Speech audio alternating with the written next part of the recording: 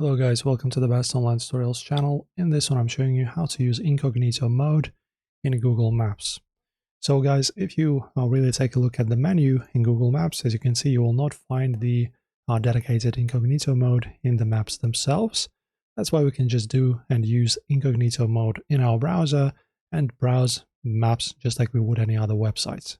So just go three dots on your Chrome or other website you're using, new incognito window, and now search for maps.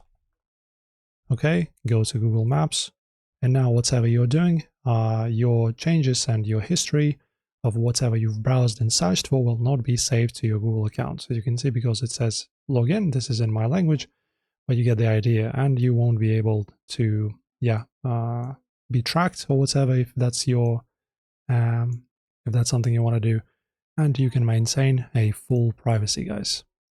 So that is it. Very simply done. Enjoy as always, and like and subscribe.